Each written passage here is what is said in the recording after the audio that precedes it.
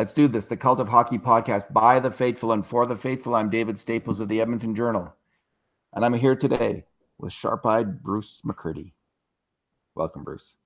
Hey, David. How are you? I'm good. How are you? I'm doing okay. We are doing our evaluation of every Oilers player, and we're rating them on keep, hold, or fold. Today, we're looking at defenseman, utility defenseman, Kevin Gravel.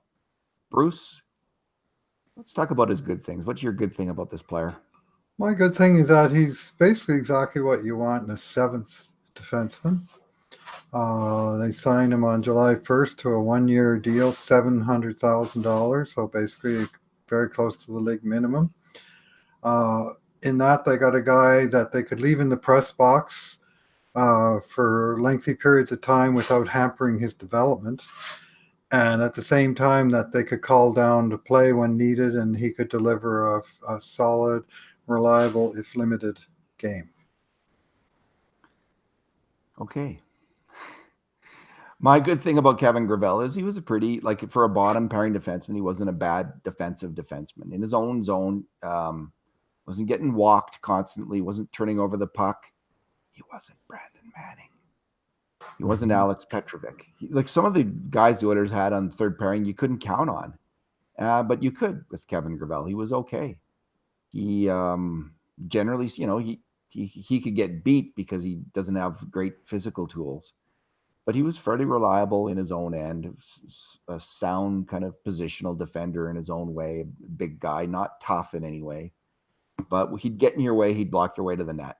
And as Hitchcock would put it, he'd keep his man in front of him in the defensive zone. So that's what I liked about his game. What's your bad thing?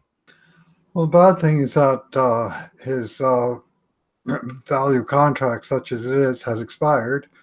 $700K. They're either going to have to re-up the guy, which I doubt that they'll be able to, or they're going to have to go out and find another guy like him, which is not an insurmountable problem by any means. But this is one guy you kind of wish they'd sign to a 2-year deal instead of one. But there's so many big contracts in front of him. I don't see him coming back here. Don't you think he just signed for the same amount, though? Maybe.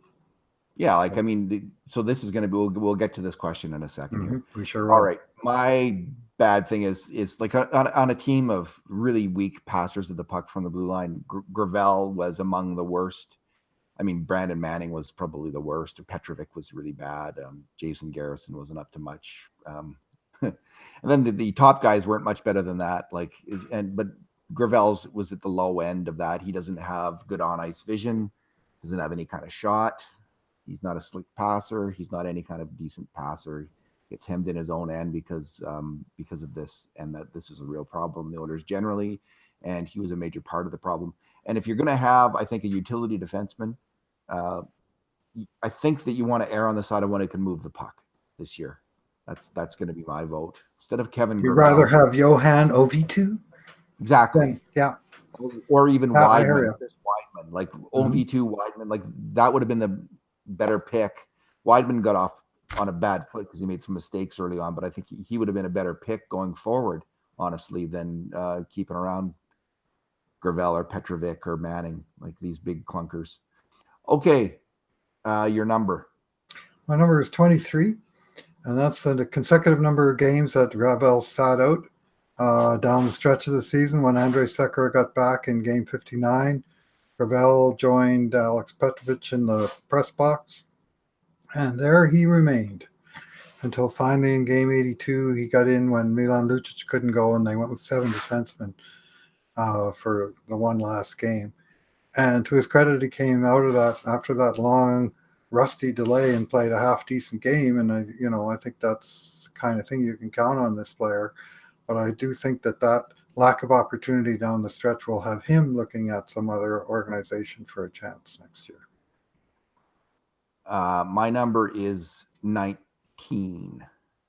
And on the Edmonton Oilers player rankings, which I do once a month through the year, and I rank them against each other, like 1 to 25 players or however many are on the roster at that time.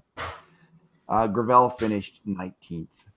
So he was ahead of Petrovic, Garrison, and Manning, but behind every other defenseman, considerably behind every other defenseman on the team. He was just he was right at the same right there with Milan Lucic in the lineup. So that's not a very high ranking. It's about where you'd expect the seventh defenseman to be. Well, yeah. I mean, But if he's in the top 20, he's doing all right because a lot of nights he's not he's even in the dressed. top 15. He's on the team next year. Yeah.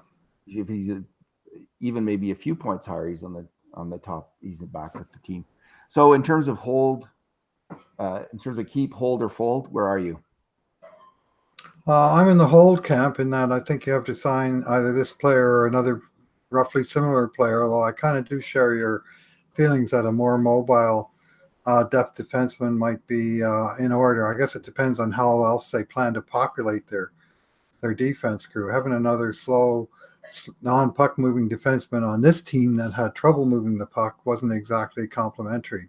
Yeah. So I'm on the whole leaning to fold, and I think he's gone. He's a UFA. I'm definitely in the fold camp. Mm-hmm. They've got to improve their puck moving on the blue line, and he can't do it. So why would you keep him? Like, they're just, you can't tell me you can't. Like, Joel Persson is coming from Sweden. He's 25, I think, this coming year. He could be. I mean, come on, he can't be your seven. He's a veteran guy.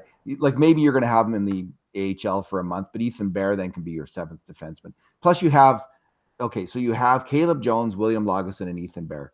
They're all 22, 23 years old. Bear and Jones have been in the AHL 2 years. Lagesson's 23 next year because he played pro in Sweden. These guys are all ready. So you're going to get your sixth, seventh D-men possibly. They've done a lot of developing already in the AHL. I mean, I think you can make an argument for having Ethan Bear or Caleb Jones or Lagesson in the seventh defenseman role and rotating with the other guy.